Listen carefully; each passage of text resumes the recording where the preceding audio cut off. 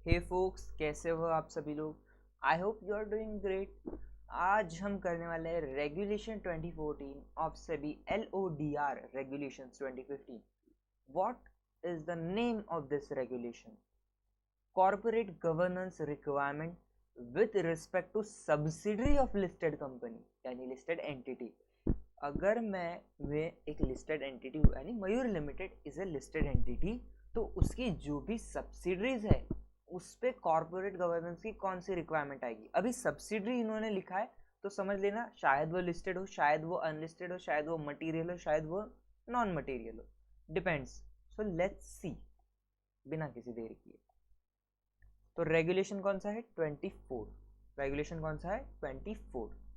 Now सबसे पहले वाले इसमें देखते हैं। At least one independent director on the board of listed entity shall be a director on the board of unlisted material subsidiary whether incorporated in India or not। मतलब सुनो, इसको एक एक एग्जाम्पल के साथ में करते हैं। सबसे पहला पॉइंट क्या था? सबसे पहला पॉइंट क्या था कि independent director of listed entity, independent director of listed entity क्या होना चाहिए? Shall be a director. कहाँ का? लेकिन shall be a director of unlisted material subsidiary of listed entity. Independent director है किसका? लिस्टेड एंटिटी का। वो लिस्टेड एंटिटी क्या पे डायरेक्टर होना चाहिए, इंडिपेंडेंट या अनइंडिपेंडेंट। ओके, अब यहाँ पे एक पॉइंट और, incorporated in India, incorporated in India और अदरवाइज, मतलब और नॉट, कहीं पे भी इनकॉर्पोरेट हो, हमें क्या। ओके तो सही है। यहाँ पे एक पॉइंट ऐसा लिख लेते हैं, एट लीस्ट वन।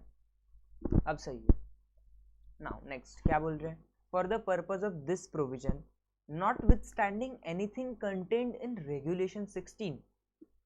ये क्या बोल रहा है? सुनो, रेगुलेशन 16 में जो दिया है वो भाड़ में जाए। सच्ची, रेगुलेशन 16 में जो भाड़ में जाए। मटीरियल सब्सिडरी का यहाँ पे मतलब अलग है। सब्सिडरी जिसकी इनकम या नेटवर्थ 20% ऑफ कंसोलिडेटेड इनकम और नेटवर्थ ऑफ लिस्टेड एंटिटी या उसकी सब्सिडरीज और and it's subsidiaries, and it's subsidiaries उससे ज्यादा है। ओके ओके, मतलब मटेरियल सब्सिडरी का यहाँ पे मतलब बन जाता है ऐसी सब्सिडरी जिसकी इनकम या नेटवर्थ कंसोलिडेटेड इनकम और नेटवर्थ ऑफ लिस्टेड एंटिटी से ज्यादा। कंसोलिडेटेड लिस्टेड एंटिटी बोला तो सब्सिडरी भी आ जाएगा उसमें। ओके, 20% है सर। फिर वो 16(1)(d) में क्या दिया है जो हम बोलते हैं यूजुअली? सॉरी, ये नहीं है, गलत दिशा में आ गए। Let us go back. Okay, वो अलग चीज है, ये अलग चीज है। तो क्या याद रखना है हमें? मटेरियल का यहाँ पे क्या मतलब है? मटेरियल सब्सिडरी, सिर्फ एक ही पॉइंट याद रखना है, 20% ऑफ इनकम और नेटवर्थ, इतना ही लिखेंगे, याद रखना है। Material is 20% of income, net worth is कितना? कंसोलिडेटेड उसका है, उसका तो इसको कंसोलिडेटेड लिखना पड़ेगा।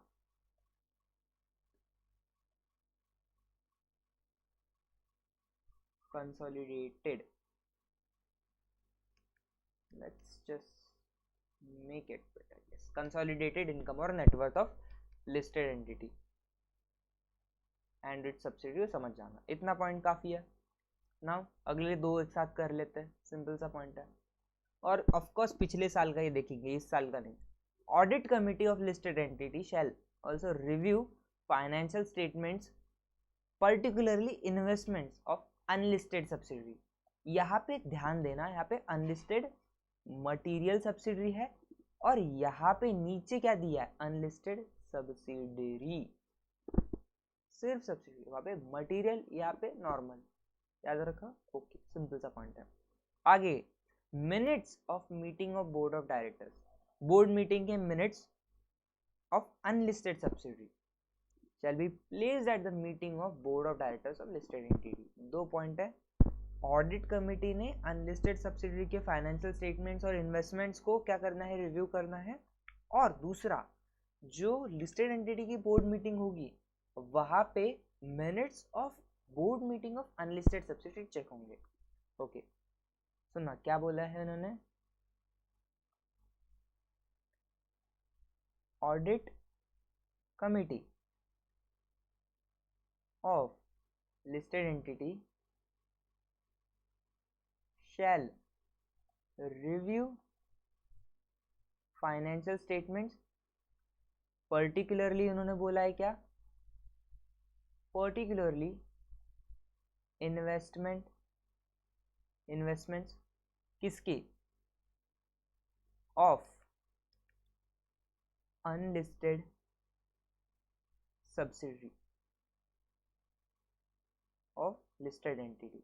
ऊपर भी क्या करते थे, लिस्टेड एंटिटी हटा देते। ऑफ कोर्स लिस्टेड एंटिटी की सब्सिडरी की बात कर रहे हैं, मैं जानबूझ के राइट साइड में सिर्फ सब्सिडरी से रिलेटेड पॉइंट लिख रहा हूं ताकि आपको याद रहे कि कहाँ पे मटेरियल कहाँ पे नॉट मटेरियल है, वो वाले पॉइंट। अगला point, board of listed entity. Okay, सुनो, shall review at its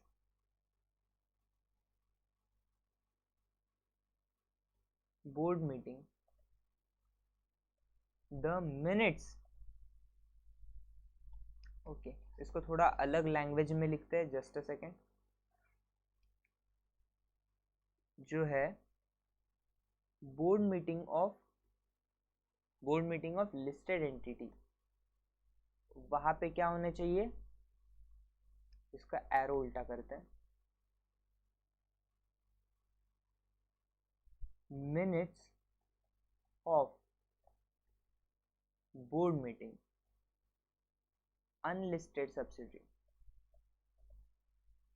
yes, simple सी बात है, अनलिस्टेड सब्सिडरी की मिनट्स ऑफ बोर्ड मीटिंग, ये कहां पे जाएंगे, board meeting of listed entity, उसके सामने रखे जाएंगे। एरो का डायरेक्शन याद रखना बस। Making the notes as simple as possible, I am trying. अगला, management of unlisted subsidiary shall periodically bring to notice of board of director or listed entity statement of all significant transactions and arrangement entered by unlisted subsidiary। Okay, क्या बोल रहे, एक statement है क्या, significant transaction जो भी enter किए गए थे बाय अनलिस्टेड सब्सिडरी, वो क्या करेगा, अनलिस्टेड सब्सिडरी का मैनेजमेंट लेके जाएगा किसको दिखाने के लिए, board of directors of listed company. किसका है भाई साहब, किधर गया वो, हाँ yes, explanation.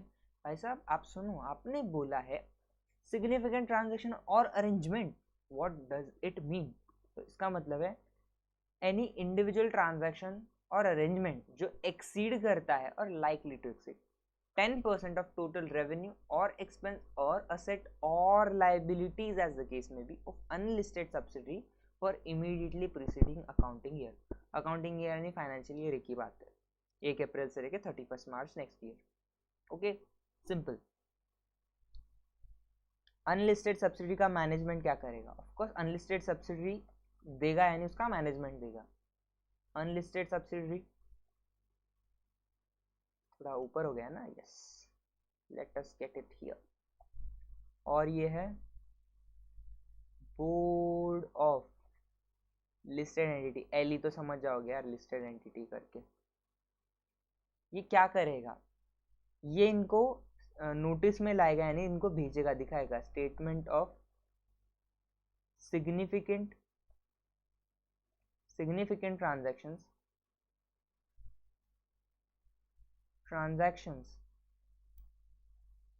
or arrangement, statement of significant transactions और अरेंजमेंट इनको देगा। एरो की डायरेक्शन याद रखो। अब सिग्निफिकेंट ट्रांजैक्शन और अरेंजमेंट क्या है? देखो, सिग्निफिकेंट ट्रांजैक्शन देखो क्या है, और अरेंजमेंट देखो जो करता है exceeds 10% ऑफ टोटल क्या? रेवेन्यू लॉस, रेवेन्यू और एक्सपेंडिचर और एसेट्स और लाइबिलिटीज ऑफ क्या? Unlisted subsidiary, liabilities of unlisted subsidiary, yes, of last year, liabilities of unlisted subsidiary. Simple. Moving ahead, यहां तक समझ चुके हो गए हो। अब आने वाला है इसके बाद में, 5 के बाद में जो आने वाला है, that is something which you should keep a कीन आई ऑन। वो कठिनाई दे सकता है, तो याद रखना। लिस्टेड एंटिटी, ये भी और वो भी। A listed entity shall not dispose of shares in its material subsidiary। Okay, अबे material subsidiary की बात हो रही है, whether unlisted और listed, क्योंकि यहाँ पे इन्होंने लिखा नहीं है unlisted, तो इसका मतलब है listed भी और unlisted भी दोनों। material subsidiary resulting in reduction of a shareholding, देखो either own or together with other subsidiaries, किसी भी तरीके से, to less than or equal to 50%। क्या कहना चाहते हैं? मैं मयूर लिमिटेड जो है वो इतने शेयर्स ना निकाले अपनी मटेरियल सब्सिडरी से कि उसका कंट्रोल चला जाए उसमें से। लाइक आपको 50% से ज्यादा होल्डिंग चाहिए होती किसी को अपनी सब्सिडरी बनाने में, तो ऐसा ना हो कि आप किसी मटेरियल सब्सिडरी में से आपका पैसा हटाओ। मटेरियल सब्सिडरी की बात चल रही है। और seize the exercise of control over subsidiary without passing a special resolution in its general meeting। मतलब भाई साहब जनरल मीटिंग तो होनी चाहिए। अब कुछ एक्सेप्शंस है, except in cases where such divestment is made under a scheme of arrangement approved by court और ट्रिब्यूनल और under resolution plan under section 31 of IBC.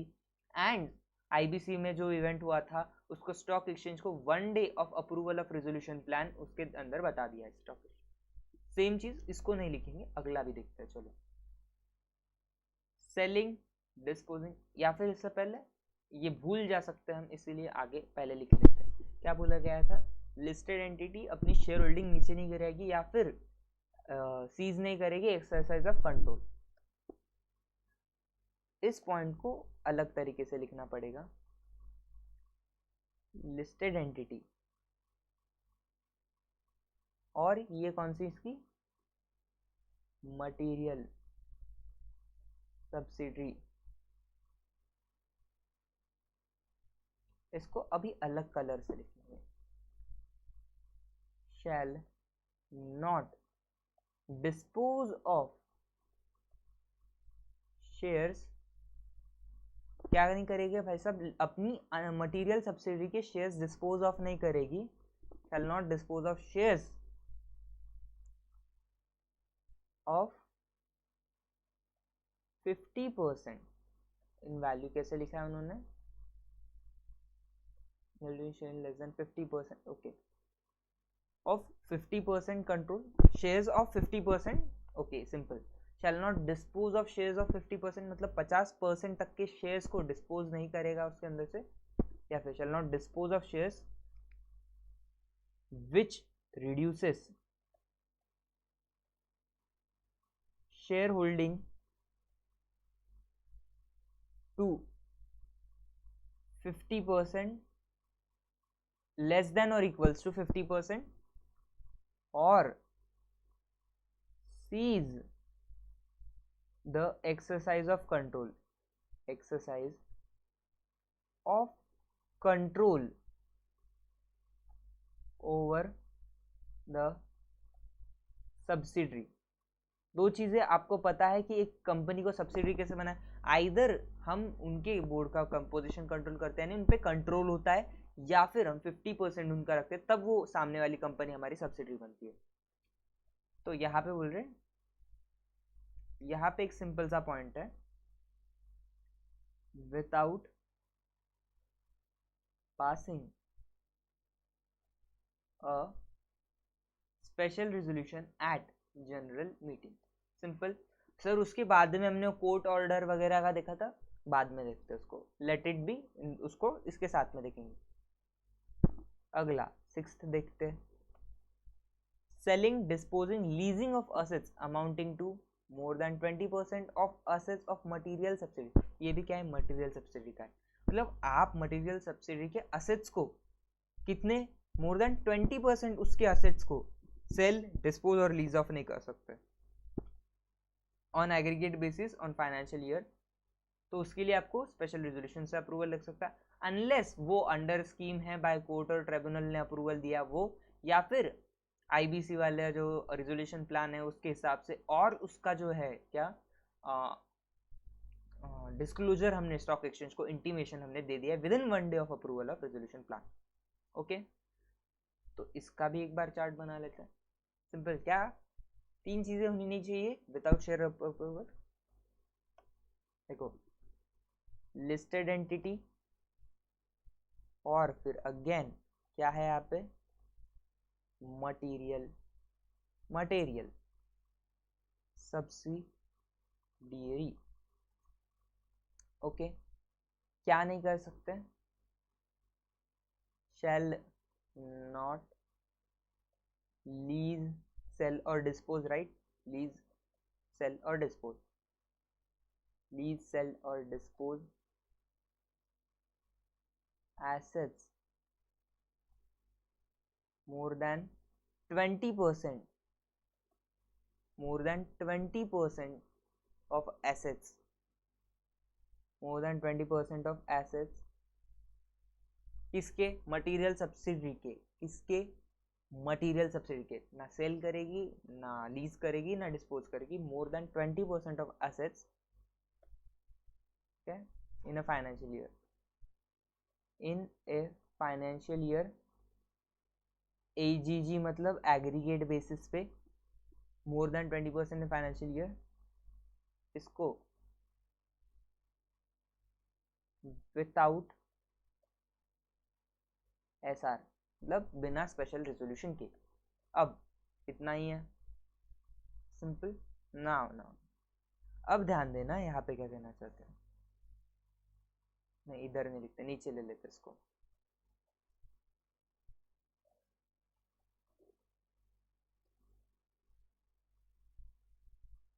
Let me just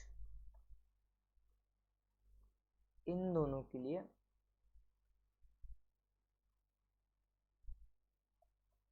yes, right here, इन दोनों के लिए एक और exceptions है, exceptions same scheme. अरे अगर इसके लिए स्कीम पास हुई है, स्कीम अप्रूव्ड बाय कोर्ट और ट्रिब्यूनल, अगर इन्होंने दी है, या फिर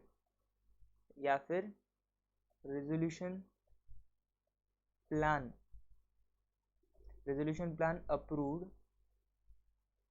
under section 31 of IBC 2016, and सुनना, रेजोल्यूशन प्लान अप्रूव हुआ था उसके लिए, उस चीज के लिए, and within 1 day of approval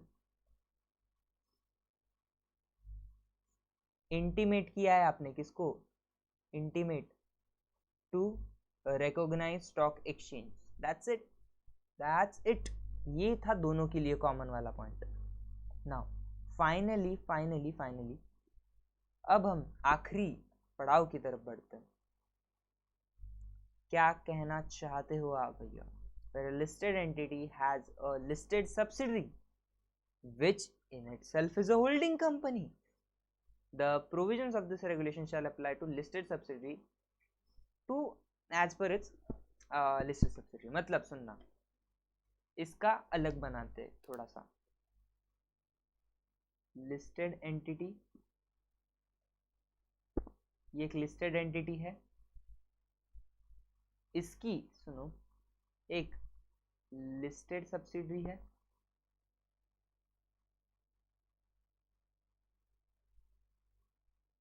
being a holding company, इसको लिखते हैं which is a holding company. ओए होए होए. तो इस केस में this regulation shall apply. This regulation shall apply to it. So language क्या थी इनकी? Shall apply to listed subsidiary in so far as its listed subsidiaries are.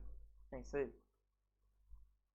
shall apply to it in so far as its subsidiaries are concerned. Subsidiaries are concerned. I know अभी भी इस point में आपको doubt है, पहले वाला सब कुछ क्लियर है, यहाँ पे असली डाउट है. तो ये एक एग्जाम्पल के साथ समझाता हूँ. देखो मयूर लिमिटेड है, मयूर लिमिटेड एक लिस्टेड एंटिटी, इसकी PQR लिमिटेड एक क्या कह सकते हैं, लिस्टेड सब्सिडरी है, लिस्टेड है और सब्सिडरी है. अब मेरी तरफ ध्यान दो मेरे दोस्तों. अब PQR लिमिटेड मयूर लिमिटेड के बिहाफ पे होल्ड करता है, लेकिन एज एन सब्सिडरी है, इसकी दो सब्सिडरी है, ए लिमिटेड बी लिमिटेड, दोनों इसकी क्या है, सब्सिडरी है. शायद मान लो ये मटेरियल अनलिस्टेड सब्सिडरी है और ये अनलिस्टेड सब्सिडरी है, बस इतना समझो, मटेरियल अनलिस्टेड सब्सिडरी और सब्सिडरी, ऐसा केस है. तो अब मेरी बात ध्यान से सुनना. अगर हम ए लिमिटेड और रुको का कलर किधर है, हाँ, अगर हम ए लिमिटेड और PQR लिमिटेड और PQR लिमिटेड और बी लिमिटेड इनकी बात करें तो मयूर लिमिटेड को 2 मिनट के लिए हटा दो. इन पे जो रेगुलेशन लगेगा वो नॉर्मल लगेगा, जैसा अभी तक हमने पढ़ा है ना, लिस्टेड टू इसकी सब्सिडरी, लिस्टेड होल्डिंग और उसकी अनलिस्टेड सब्सिडरी, जो भी सब्सिडरी वो जैसा लग रहा है वैसा कंटिन्यू लगते रहेगा provision. But for Mayur limited and PQR limited इनका केस अपना अपना चलेगा और PQR लिमिटेड, ए लिमिटेड, बी लिमिटेड का अपना अपना चलेगा. सिंपल. आई होप आपको लेक्चर पसंद आएगा. नोट्स आपने मेरे साथ नोट डाउन कर लिए होंगे, अगर नहीं भी किए तो टेलीग्राम पे नोट्स अवेलेबल होंगे, ये वाले जो अभी लिख के दिए. आई होप ये लेक्चर आपके लिए हेल्पफुल रहेगा. मिलते हैं अगले लेक्चर में, तब तक के लिए थैंक यू, बाय बाय, खुश रहो और मजे में रहो मेरे दोस्त.